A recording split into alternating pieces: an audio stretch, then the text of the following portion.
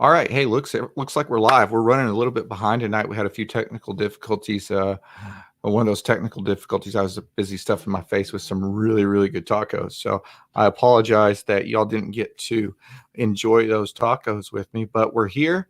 We're now live on Facebook, YouTube, and the Common Grounds podcast. So welcome. If this is your first time tuning into the show, thanks for tuning in. This is actually our first Common Grounds in 1080p. StreamYard, I should say, has upgraded their hosting services, and now we are able to come to you live in full 1080 HD digital streaming on YouTube. So if you're on Facebook, jump over our YouTube channel, watch it, see my pretty face in full 1080p digital. But we're going to talk to Tim tonight from Evansville Coffee again.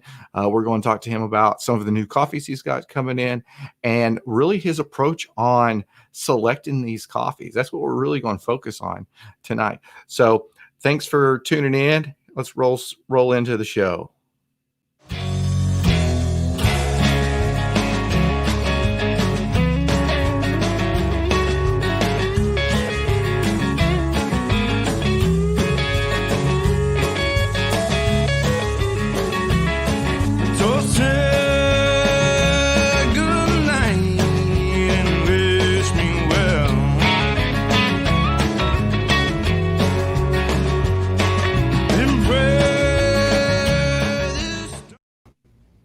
All right. Good evening, Tim. How are you doing tonight? Hey, Chris, I'm doing great. How about yourself? I'm good. Now that we've got that sound issue fixed up. Okay. That was, when we're running a show like this, and every night, I know it's coming, and then I decide to cook a fantastic feast and then run late cleaning up from the dishes and everything. But it was worth it. We got started a few minutes late, but we're here. We're now, I was telling the crew that's watching out there that we're now in 1080p, which is really, really cool. StreamYard has updated some of their technology. So if you're listening to the podcast, you can actually go back and watch this on YouTube in full digital 1080p HD now, which is really, really neat. So I can see you all the better now, Tim. It's all right. Hey. I wish, I hope you have pictures of the bus, man. Oh, man. The bus, I've got them on my phone. That's the best I could do is we'll share my phone up to the camera or something. We'll share them later. Tell us what you've been up to since the last time we talked to you. Oh gosh, well, I mean, I got a whole bunch of new coffees in. That's my big thing. But I guess the more interesting story is that we were sitting around with a couple of friends, around a campfire. They on their side, us on our side. We all brought our own beverages, and they started talking about how they were planning on getting a school bus and converting it. And this is something I'd been actually wanting to do for a while. I've been looking for some kind of vehicle to convert into some kind of a camper type thing. My wife had no idea I was serious about this. She's been on this tiny home kick, and we realized that there was no way that we were going to fit our lives into a tiny home, but somehow those two ideas came together. And well, the long story short is I'm now the owner of a 20-year-old, 30-foot-long school bus. So are my friends. And two couples are going to build our buses together. Yeah. That's really interesting. Are you going to do like the full, because they've got some really, really neat buses out there where it almost looks like a home inside with flooring and walls and just the whole 9 yards. So what are y'all planning on to do? Yeah, my wife would not have it any other way. She really wants it to be a design space. We expect to be an architectural schooly digest. It's, we'll put work into it. I mean, I built a garage for my motorcycles. I converted part of a barn into a recording studio, and she and I built a cottage together that became her art studio. And so we've done a few projects, and we always like working together. So this will be another one where, we're really doing it together, and all of my woodworking skills and metalworking skills will come into play, and as well as learning a few other things like welding that I've never actually, gotten very good at. So this will be a good opportunity for me to learn.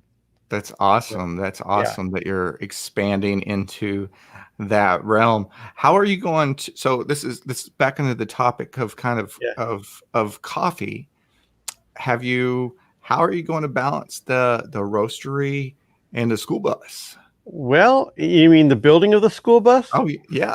I mean, people do that kind of stuff all the time, and they have jobs, and they have, and they have projects. They just get it done. I mean, that's all I ever do. I just get it done. I might, I'm not playing as much music out right now because of, the COVID-19 and everything. We're pretty much staying out of the bars and out of places where we don't have control of the environment. So I've got some time. We've got that. And the really, really cool thing about this bus is it has a 100-gallon fuel tank, diesel fuel tank. We'll be able to go about 1,000 miles on a tank of gas. It's going to have propane for hot water and shower, and probably a couple of appliances will run off of the propane as well. And we're going to have solar electric grids. It's going to be a total off-grid system. So the plan really long-term is to take this down into Mexico, down into coffee country, Central America, and keep going. I've got a buddy down in Ecuador that, I'd love to stop in and see. And we've got, friends who are roasters and growers in Brazil and Colombia, and really all the way down. So I expect that we'll have an adventure for a couple of years. That sounds like quite the adventure, going from you see people do that in a sailboat to where they go down the coast from one side up the next if they want to, or the motorcycle treks. That's really popular, going from the United States down to the tip of South America. But man, that's a bus. I've drove on some third world country roads, and I don't like it at all. Well, yeah, and that can definitely shake some things loose. So, but we'll see how it goes. Buses are large, of course. So, if the road's not 8 feet wide, you're not going to drive down it. Don't go through that one mountain pass in the Andes. Oh yeah, the road of death or something like that. Yeah, we're good. We'll skip that one out this time. That's awesome. So tell us a little bit. I did a live broadcast over on the Roasters Market YouTube channel today because somebody, namely you, sent me a giant box of coffee. Oh, you got it. Good. I got it. I got coffee.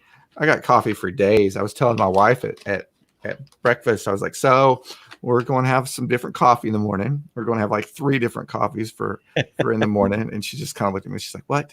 She's had a long day. So she wasn't too excited about me talking about what we were having for coffee the next day.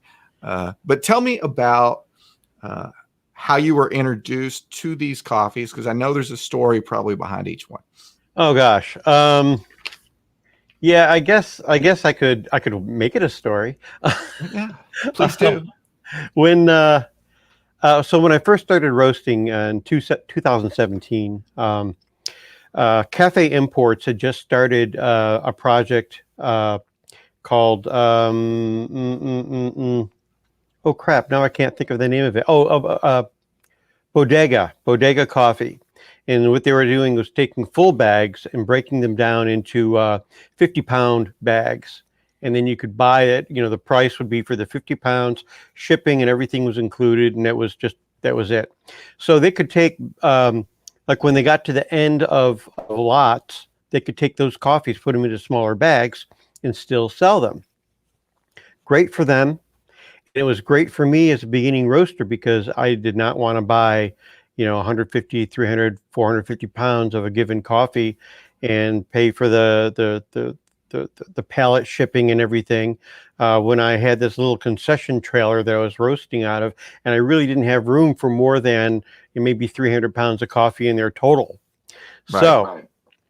One of the coffees that I bought from them was from a Costa Rican farm called Finca Calaliles. I think is how it's pronounced. Liles, Kaya, maybe? I don't know. I don't remember the spelling. Is it double? If it's double L's, let's see. It is. Okay, so then it's Kaya Liles. Okay, so that's it. I got to practice my Spanish more. Anyway, You and me both. yeah. Anyway, there's a mill down there that basically they started experimenting with honey processing pretty early on, and they they did a yellow honey with this coffee from this one farm, and it just blew me away. It's the Las Lajas micro mill, by the way, in case anybody's interested. They've been producing some really great Costa Rican honey coffees. But this particular one, it knocked it out of the ballpark for me. I had never tasted anything like it. And I've been keeping my eye out for it, and it wasn't available. I mean, basically, if it was available, it was selling out before I ever got to it. But one of the things that I've learned in the last couple of years is that if there's a coffee you want, you have to find out when it's going to land, and then you probably have to buy it before then, because because the people who know, oh, that's a great coffee, they're going to snap it up, and you'll miss your opportunity. So this year I was buying a couple of more interesting coffees. I got that Colombia Aponte Nariño Aponte Royal Reserve. It's a honey processed Colombian, beautiful coffee that came from Royal, New York, and I was looking for a couple of other coffees, and I hit up Cafe Imports and found out that they had some beans from this farm, Finca Calle Lilis, coming in, and I said, man, I gotta get a hold of some of that. So I called up Simon, my rep there, and said, hey, what's the story on it? It's like, well, this one is something they call diamond yellow honey. It's the yellow honey process is very intense. I mean, they're turning the coffee beans every few hours, and they're doing this over an extended period. With the diamond yellow honey, it's like they don't sleep. I mean, they're on it. They're on it for days. They work in shifts, and they process this. They come up with this beautiful, winey, fruit-forward, amazing coffee that they charge a lot for. It's more than twice the price. It's about 3 times the price of what I paid for that coffee in 2017, but it's wonderful. So I had them set aside a couple of bags for me. You get them under contract so that basically those bags are yours. When they come in, you pay for them, you buy them, they ship them to you, but you've got your name on them. And then I said, well, since I've got these coffees coming in, let me look at what else I could get. And so I said, hey, Simon, why don't you, I'm looking for like maybe 2, maybe 3 other micro lots, something small, something that maybe it's too small a lot for an Onyx Coffee Lab or some of the bigger roasters to like just pounce on and buy it all. Just something that it's but really great, but too small for a bigger roaster to want to deal with. And well, he sent me 8 coffees, about 500 grams of each, and I sample roasted them, and I roasted 2-3 times, 100 grams at a time, seeing what I could explore with these coffees. And I fell in love with 5 of them. One from Colombia that I did not expect, because I've already got 3 or 4 really good Colombian coffees, but this one just knocked it out of the park for me. A really nice Peruvian coffee. Now, Peruvian coffees are usually a little too soft, mellow, very mild blender kind of coffees, but this one just really jumped off the table, which was wonderful. He sent me 2 Ecuadorian coffees. I had actually asked for one. I wanted a coffee from Ecuador, so he gave me a choice of 2, and I found one that I really love. I don't know if I sent the Ecuador to you. I don't think. I got an El Salvador. It'll be on the next shipment. You got 2 El Salvadors. Yep, I got 2 El Salvadors. Yep. One is a honey processed El Salvador that I got from Simon. The other is it's a washed process. It's a Pacas from El Salvador. It's another small roaster in the Chalatenango area. Which is very well known for their coffee. But that's one that I actually bought from another. We had another local roaster who'd been in business for about 15 years. He decided to retire couple months ago. Uh, Pretty sudden, but he had just put in an order for a bunch of coffee from Cafe Imports. So I knew it was all good stuff. And to help him out, I just bought out his inventory. So that second El Salvador was part of that shipment. The rest of the Nice. coffees were all things that I could use anyway. There were things that go into my, into some of my shop blends and whatnot. So, but that one was pretty special. That was pretty nice. So I'm going to Yeah, stop you sure, yeah. right quick. Tell us about the honey process. Okay. How does that happen? How do they do the yellow honey process? Okay, so typically, there are a few different ways of processing coffee beans. Um, what's pretty typical in Central America and much of South America is what we call a wash process. That's where they harvest the cherries and they throw them into a tub, they ferment them for a day or two, and they basically it softens them up. And then they basically use water to wash off the mucilage and the skin and everything. They basically they can use, I mean, they use other machinery as well to help all this, but basically they call it a wash process because you're using water to remove all that stuff, and then they dry the beans. Then there's the natural process, and the natural process is kind of the opposite. They do this most of the time in Brazil, where they take the coffee and they dry it with the skin and the mucilage, the meat of the cherry, all on the bean, and then they use a mechanical macerator that will strip off the outsides. So it invests some of the sugars and the enzymes into the seed. They get absorbed by the seed through this process. So honey processing is sort of an in-between thing where what they're doing is they're taking off the skin.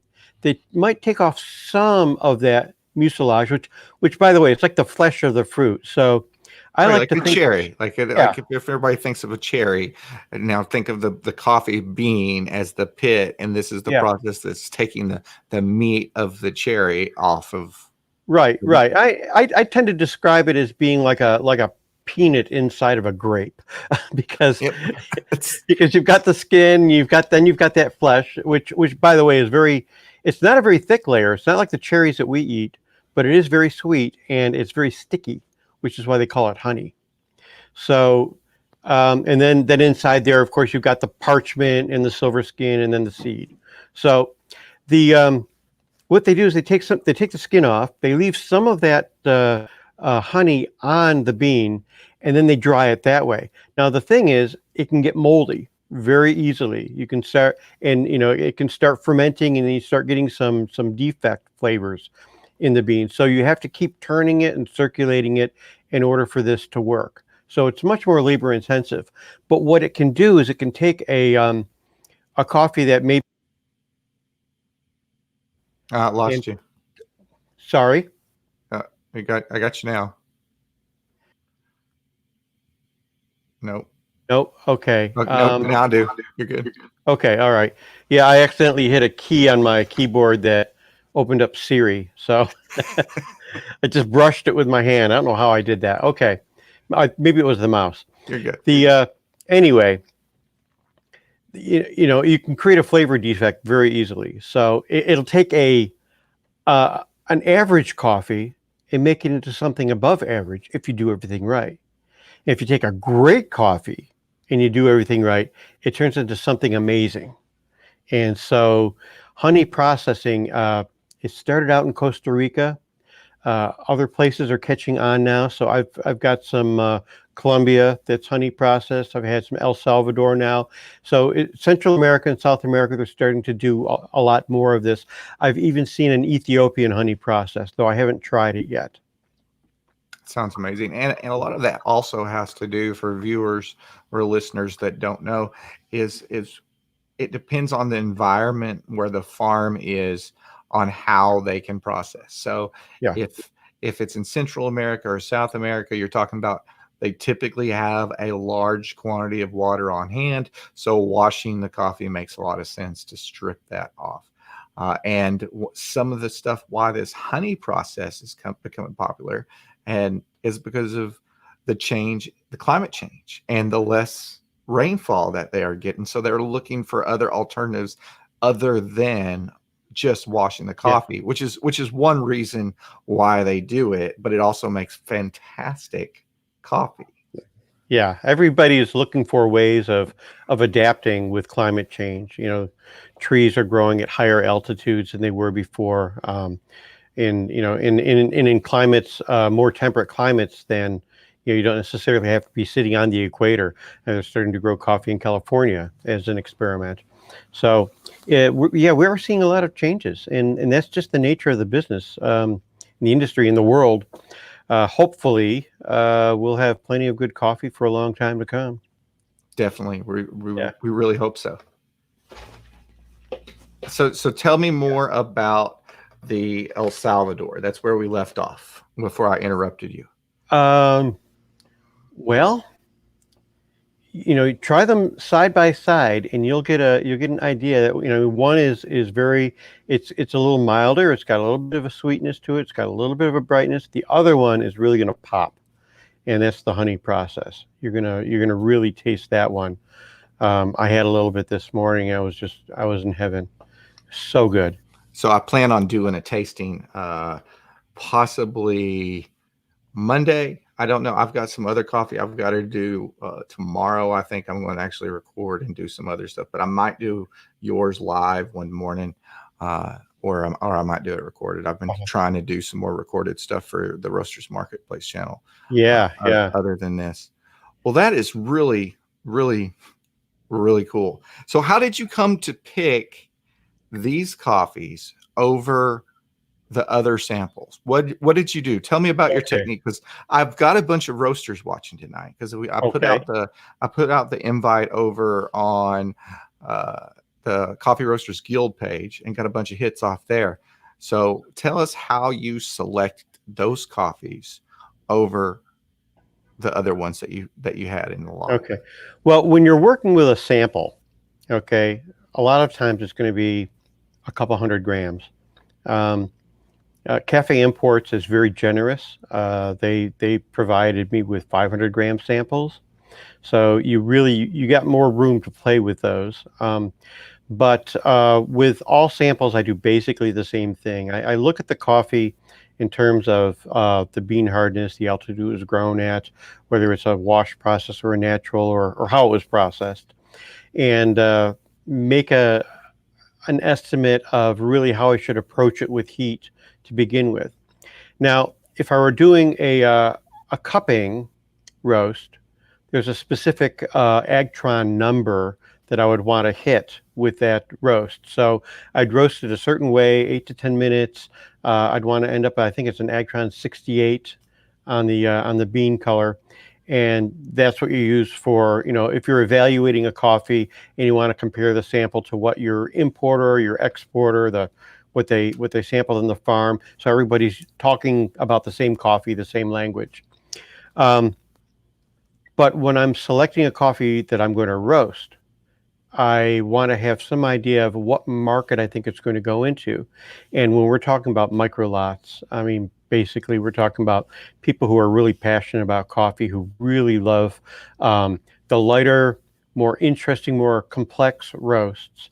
So I will target a light roast with these sample. I'll run a 100 gram sample. I'm using a 200 gram drum roaster. I can do as little as 75 grams. I've roasted 450 grams in it and gotten very good roasts as well. You just have to know how to tweak, the heat and the speed and stuff to make that work. But typically it's a 100 gram shot, and I roasted all the same way, but I'm basically looking for about an 8.5 minute roast that's hitting a certain temperature point, a certain amount of cracking in first crack, but I'm definitely dropping these coffees before the end of first crack. So they may be cracking for about 30 seconds or so. And, based on what I'm seeing and smelling and hearing, I'm saying, okay, boom, that's it. I'll drop it there. And that gives me an idea. It puts me in a ballpark. So I did that for all 8 coffees, as well as a couple that I'm very familiar with that I have in my regular inventory and that I know well. and I put them all on the cupping table. I did cupping samples of all of them, slurp with a spoon, the whole routine. You've done a little bit of that, so and basically wanted to see which ones really stood out to me, and basically benchmarking them against other coffees that I'm very familiar with. Depending on the mix, maybe it would be a Kenya or a Honduran or a Guatemalan, might be an Ethiopian. And so that's basically what I was doing. Is I had a couple of my benchmark coffees and went with those.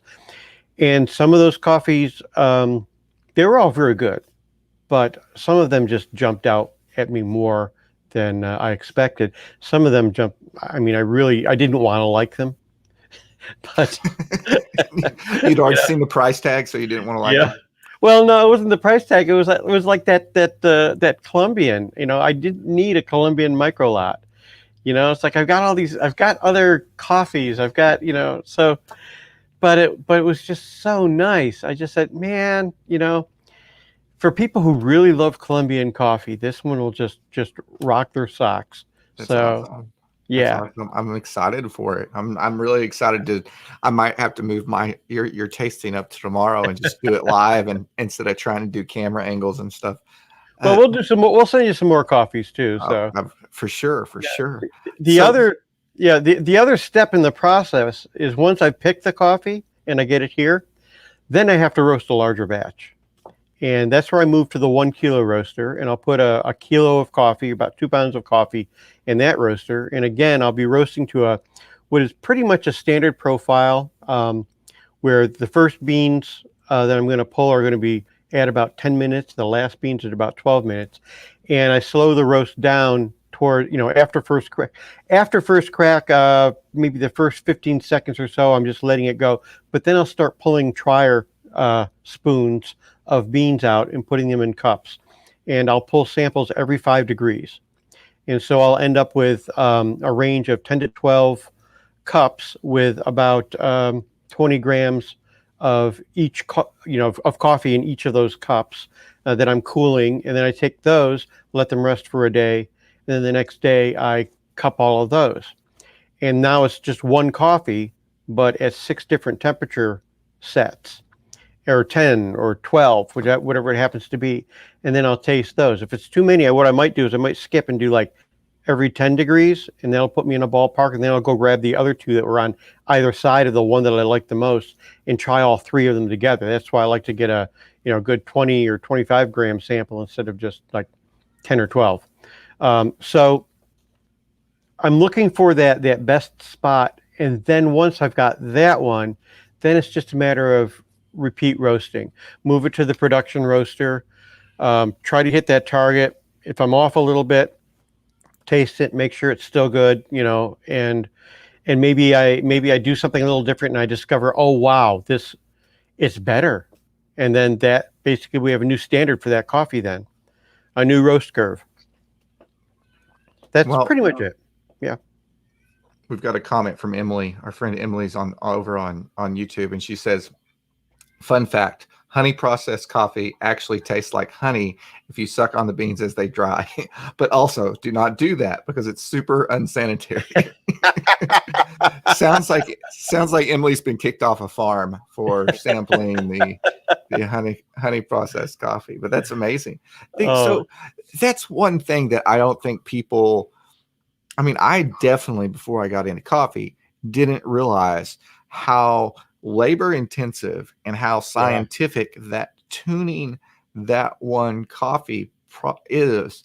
And that is the reason why there's a premium price to really good specialty coffee, is the labor intensive process just to get it in the bag. The farm, the importing, the storage, your roasting, your technique of getting to that roast level, and then putting it in, that's like the final thing. And it's so labor intensive. How long do you think it takes to dial in a coffee? Well, I'll tell you what, if it's a spectacular coffee to start with, even if you don't dial it in, it's still going to taste awesome as long as you don't ruin it. That's what I used to tell people, and I still do once in a while, jokingly.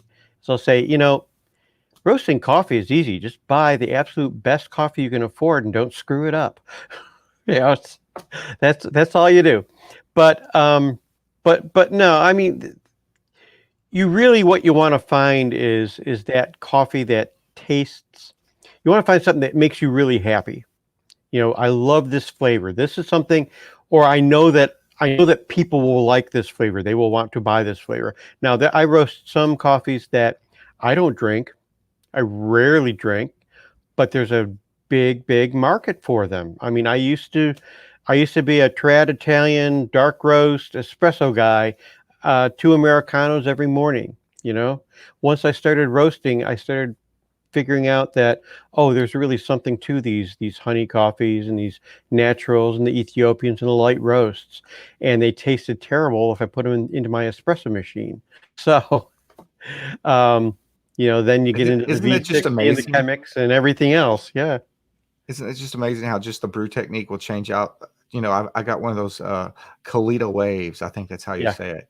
In a couple, I've had it for a couple months, and every once in a while I'll break it out, and I still haven't mastered it because it I mean it puts out a strong cup of yeah, coffee for the way it brews, and so I haven't. I'm always throwing this like 1 to 15 ratio at stuff, and I keep on telling myself, don't do that with yeah. the Cut it back. Kalita, Yeah, back up, because it makes some beautiful coffee. But it's interesting you say that the different roast and the different coffee really doesn't, it might not shine as an espresso. yeah. And to be honest, I mean that's what got me into coffee roasting. I was, I was buying my coffee from a place in Seattle or a roaster in Ohio that I'd loved. That when I had my coffee shop, that's where we got our coffee. So I was very familiar with them. But my mail orders were getting screwed up, and I'd be racing around town looking for some fresh coffee because I ran out. And I get something from counterculture that they said was, mocha java or whatever, has chocolate notes and everything. And I take it home and make an espresso, and it was terrible because I was making it as an espresso. And then I went and I got a bag of Intelligentsia Black Cat. I said, okay, well, I know that this is solid, but then Intelligentsia changed the roast level of their Black Cat over the last 15 years. So it's a much lighter roast now, and it didn't taste right the way that I was expecting it to taste either. So that's what led me into roasting. Perfectly honest, I was dragged into it, kicking and screaming. I didn't want to do it. Um, Did you I said, know? Did you not want to do it because you kind of had an idea of where it was going to lead? no, I didn't want to do it because it was like one more thing that was gonna. It was like one more thing that I would have to do every week. The hot top roaster only roasts about 6 ounces at a time or 8 ounces. So it's like I was gonna have to roast 2 batches a week. So I'm imagining, okay, so twice a week I've got to go out to my wood shop and I've got to set up my roaster on the table saw and turn on the overhead fan, and I got to roast some coffee so I've got coffee to drink that week. And it was like, I mean, man, I just didn't want to do it. So I finally, it was like, well, why don't I roast myself? So I went ahead and I got the roaster and, it was computer controlled, bi-directional control, and discovered that I actually loved the process. I mean, it's one of those things where it's art meets science, and, and the child is craft, and I love craft. And so I was in a craft career at the beginning of my career back in the late 1970s, early 1980s. And for a number of years, I did this one thing that was just, you were never going to be perfect at it, but but you were getting better all of the time. And I loved that. I loved that process. But with technology, I just got away from it. Once you get into management and senior management, you never get to play with that stuff. You don't, So you don't get to blow stuff up the higher you go. And I learned that the hard way back in the day. well, you get in trouble if you do. Yeah, you get in trouble if you do, but if you're not the one supposed to be out there doing it. So it was something that you could actually do and get your Yeah. hands, so to speak, hands dirty roasting coffee, because that was what you were wanting to do at the time. Well, yeah, I started doing that, and I was pretty amazed at the results. I was pretty amazed at the process, how you could tweak something by 30 seconds or 5 degrees and come out with something that just tasted totally different. It was fascinating to me. Then, of course, I also had all of these different coffees I could start experimenting with that you wouldn't buy at the local stores. So, yeah, I kind of got hooked. After I think it was 3 months before I started shopping for commercial roasters. Nice. That's a pretty So, quick turnaround. yeah, well, I tend to rush into things, which is why we have a school bus. It's good. It's good. It'll benefit in the end. Josh Schmidt from Banyan, I had him on last week, and he talked about how he was just going to thrift stores after thrift stores, picking up these popcorn poppers Hmm. and converting them. And then he'd have 3 or 4 popcorn poppers going, and then he'd get somebody turned on to it. And so he'd give away that popcorn popper, and he'd go get another one and convert that. And he finally got to the point where, he was roasting again. And David from Muddy Joe just jumped on. I'll bring his comment up. He says, "Howdy, Chris and Tim." He's one of our roasters out there tonight watching us and tuning in. So thanks for watching, David. But it's such a cool adventure, and that's what I want to call it. It's my coffee adventure, and I share it with everybody, even if they don't want to know about it. I'm sharing it anyway. It's so cool. Last night I counted 26 different origins on the website, and it's just so cool. So now I can go in here and say, you know what? I'm pretty sure I don't have an El Salvador. I'm pretty sure I don't have one. And now I'll be able to, when you give me the list, I'll be able to put it up on the website and have that. But that adventure, that journey of going through and tasting coffees that you've never had before, and you're like, well, why don't you find one and stick with one? Yeah, it's okay. But I'm the guy that always wants to try something new. Yeah. My wife's not happy about that. But she's one of those, if it was, she'd the same coffee every morning the same way, and she'd be totally fine with it. I just can't do that. Yeah. Yeah. Well, you haven't checked your email, so there's a list of coffees on there, and there's a folder with some labels. There we go. I see there's 1 or 2 that I will have to make for you, because I realized that there's a new blend that I created that I'm putting on my website. And I haven't put it on my website yet, so it's not available to you. But I think we've got about between 30 and 35 single origins right now. So wow. That's amazing. Yeah, and then I've got some little, 5 and 10 pounds of this and that I need to get rid of at some point. I'm gonna do something. What I may do is something on my own website where I just, like, 1 week I say, okay, I'm going to have 6 bags of this, come and get it. Yeah. That kind of a thing. Yeah. So let's see, we're going to Tim, or Emily's got a question here. So she says, Tim, your quality control methods sound great. Are you using any tracking programs for your roasting, and how do you log your data? Excellent question, Emily. Oh, sure. Well, yeah, absolutely. I have 3 roasters. All 3 roasters have Mac laptop computers connected to them, and they're all running Artisan. All of my profiles get automatically saved to a folder in iCloud, so they all go into one place. But I also have a paper form that I just write down some quick information on, which is going to be like the date, the roast, the size of the batch, the charge temperature, the drop temperature, the percentage of development, the agtron value, external bean color, internal bean color, just so I have kind of a running reference that's easy to get to. What I plan to do next time I have a chunk of time and I feel a little bit bored, which hasn't happened yet in 3 years, I plan to write an Apple script that will take the Artisan data and pull it into a FileMaker database so that I can compile all that information in one place. I've got a place where I can go, I can look it up, I can start doing some comparisons, I can see trends over time and so on. It's just that, I have to, it's one more thing to noodle around with that I have to do. And I probably should be going out and selling coffee. Speaking of that, now I don't remember if we talked about it on the last show just a little bit or if it was finalized yet, and you could talk about it. You've recently moved into some supermarkets, correct? We're still in the process. Still in the process. I had to kind of bite the bullet and get a $10 million insurance policy for both my car and my company before I could really release the stuff into the store. But yeah, we're doing this with it's actually the largest supermarket chain in our local market.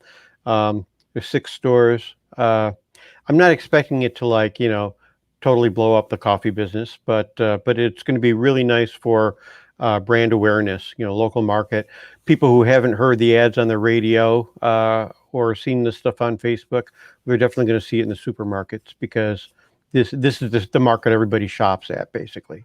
They're saying with social media, and this has even changed in the last 6 years since I started getting into the marketing side of it. When I first started, and they were like, oh, it's 7 to 9 touch points, 9 touch points with a customer before their brand is recognizable, or they'll actually look at it. They've got to see it 7 to 9 times. So used to it was, a billboard, a radio commercial, newspaper, and just any possible combination of those 7 times, and you had brand awareness.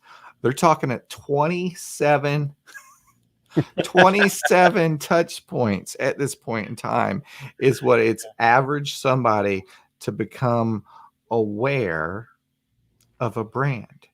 And that is just such a, for somebody small like you or somebody small like me, that is such a daunting task unless you're out there standing on 27 street corners with the sign Evansville Coffee everywhere you go. Or you have a big bucket of money that you just want to give away. Now, what I do have is a cute looking little Mini Cooper with an oversized, too big for the car logo plastered on the side. I love it. And what's your license plate? Roaster. Yes. The license plate says Roaster. And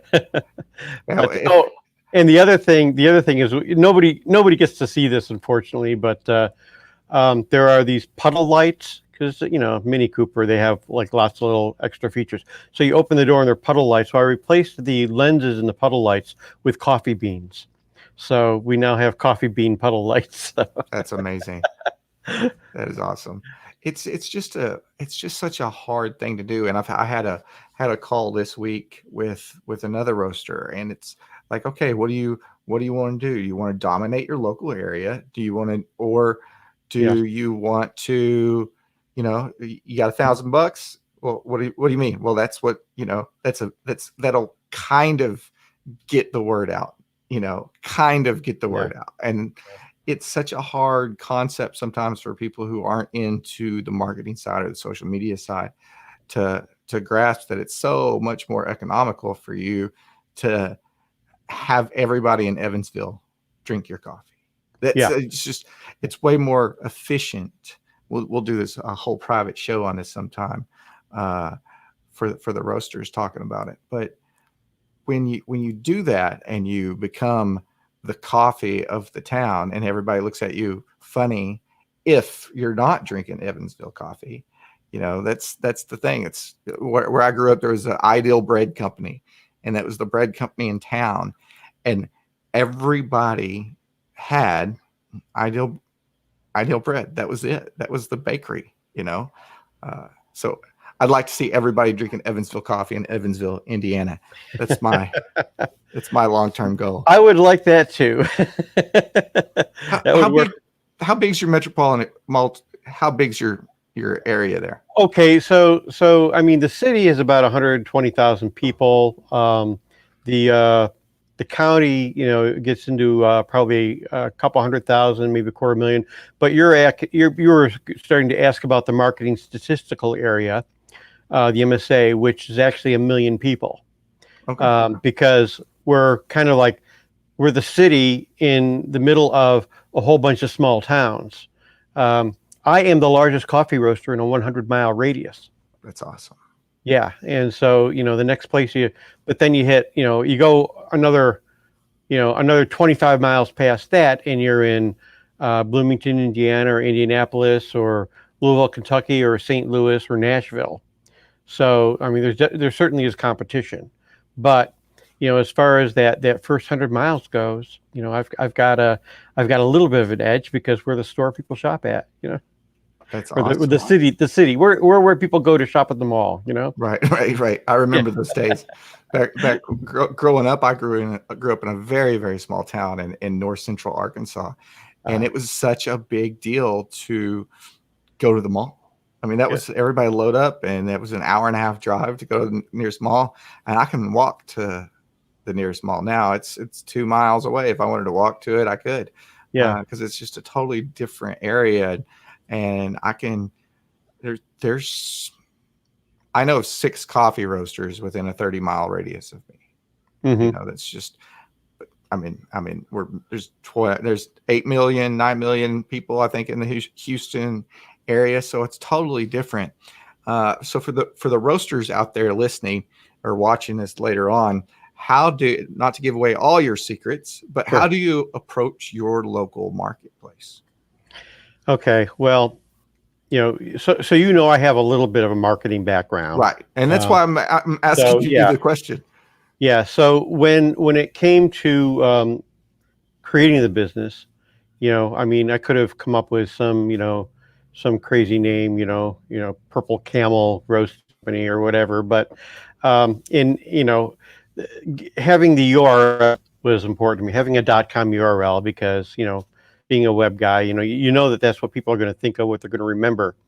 Um, and I said, well, if I want to differentiate myself from everybody else, what's going to be my competitive edge? And well, the easiest edge was to be locally focused. The more you focus locally, the more you hyper focus, the more distinctive you become. So I said, if I focus on the Evansville market, that basically gives me an edge on every other coffee roaster outside of the Evansville market.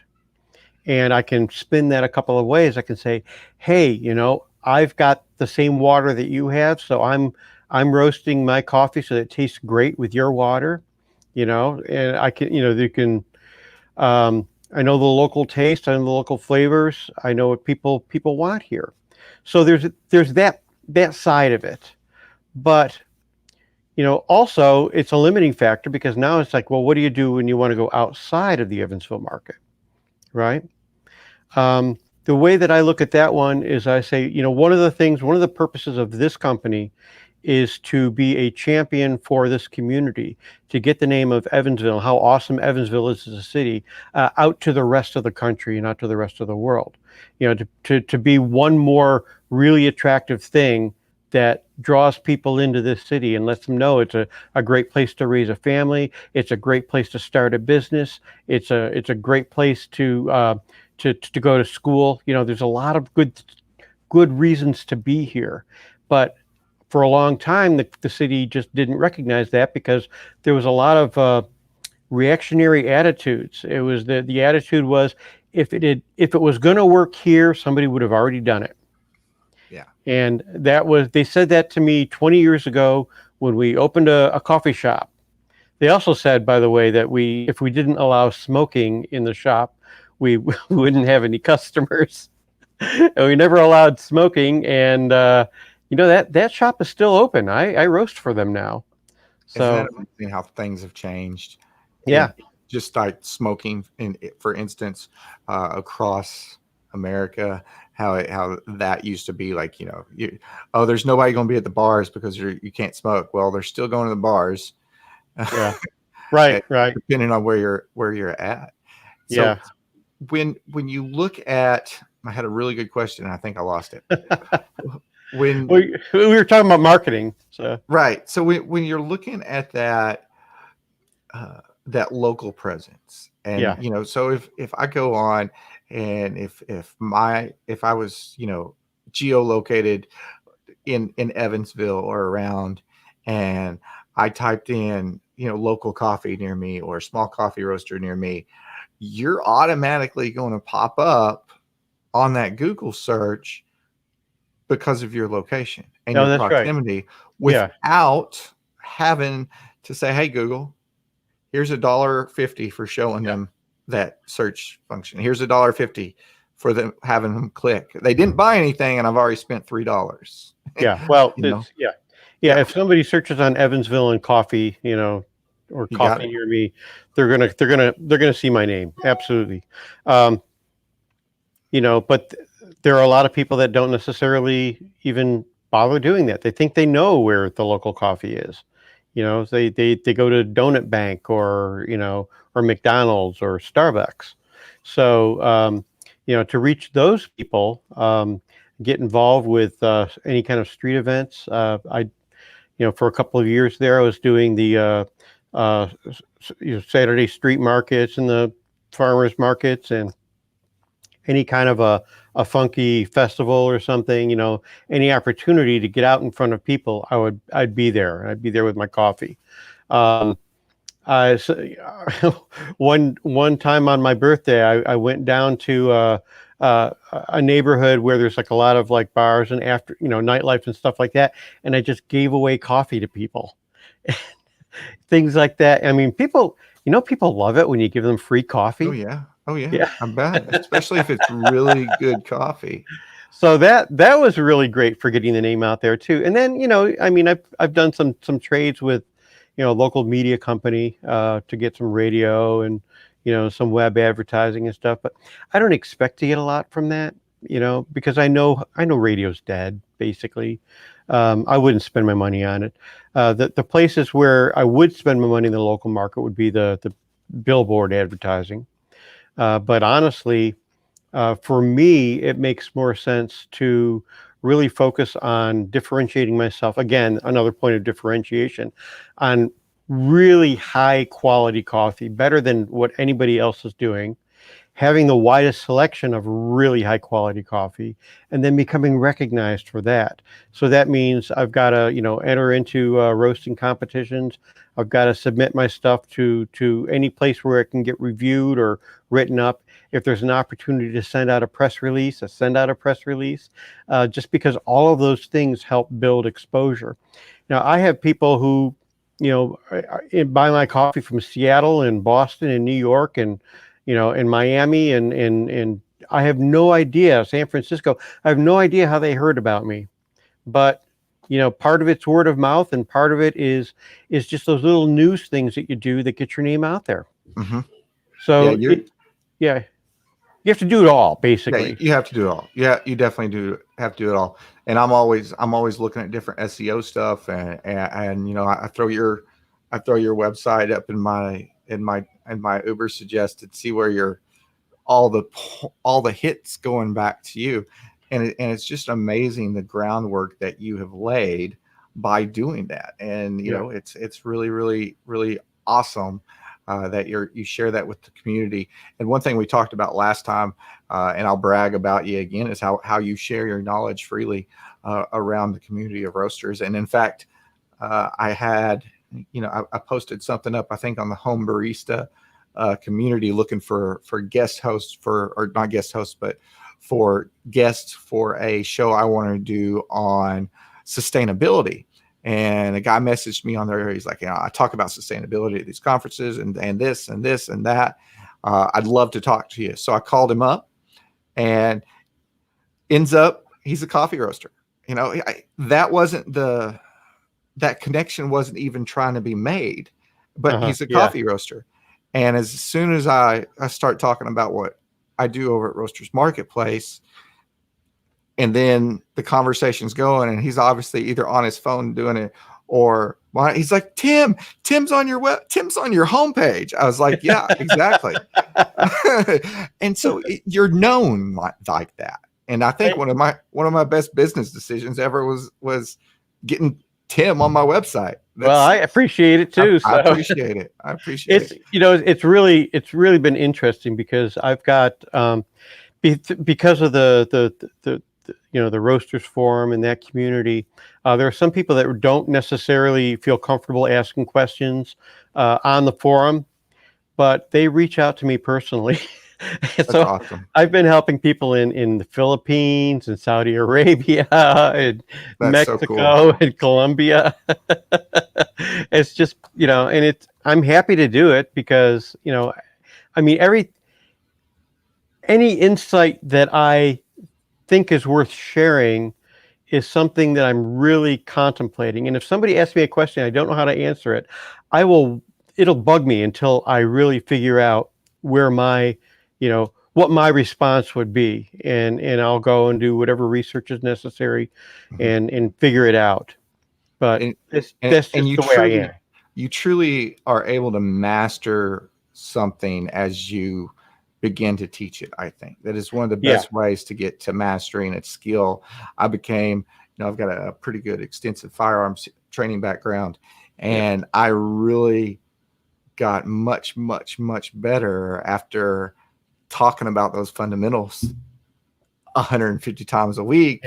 That it was really, you really focus on that, and teaching and sharing your craft with everybody like you do is amazing. And I'm at my time.